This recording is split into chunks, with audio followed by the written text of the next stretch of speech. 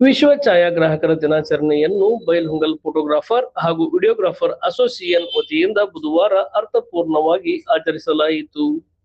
ದಿನಾಚರಣೆಯ ಅಂಗವಾಗಿ ಸಂಘದ ಸದಸ್ಯರು ನಗರದ ಹೊರ ವಲಯದ ಬಸವೇಶ್ವರ ಆಶ್ರಯ ಕಾಲೋನಿಯಲ್ಲಿರುವ ಸಂಸ್ಕೃತಿ ಫೌಂಡೇಶನ್ನ ಅನಾಥಾಶ್ರಮ ಹಾಗೂ ವೃದ್ಧಾಶ್ರಮಕ್ಕೆ ಭೇಟಿ ನೀಡಿ ಅಲ್ಲಿನ ನಿವಾಸಿಗಳಿಗೆ ಸಂಘದ ವತಿಯಿಂದ ಒಂದು ದಿನದ ಊಟದ ವ್ಯವಸ್ಥೆ ಮಾಡಿ ಮಾನವೀಯತೆ ಮೆರೆದರು.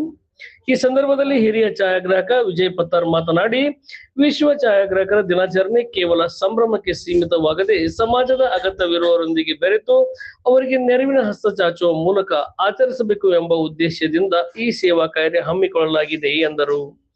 ಛಾಯಾಗ್ರಹಣ ಮತ್ತು ವಿಡಿಯೋಗ್ರಫಿ ಕ್ಷೇತ್ರದ ವೃತ್ತಿಪರರು ತಮ್ಮ ಸೇವೆಯ ಜೊತೆಗೆ ಸಾಮಾಜಿಕ ಹೊಣೆಗಾರಿಕೆಯನ್ನು ಮೆರೆದಿರುವುದು ಈ ಆಚರಣೆಗೆ ವಿಶೇಷ ಅರ್ಥ ನೀಡಿತು.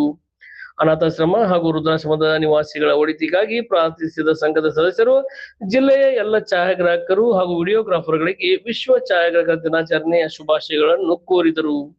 ಈ ಸಂದರ್ಭದಲ್ಲಿ ಅಸೋಸಿಯೇಷನ್ನ ಪದಾಧಿಕಾರಿಗಳು ಹಾಗೂ ತಾಲೂಕಿನ ಸರ್ವ ಸದಸ್ಯರು ಉಪಸ್ಥಿತರಿದ್ದರು.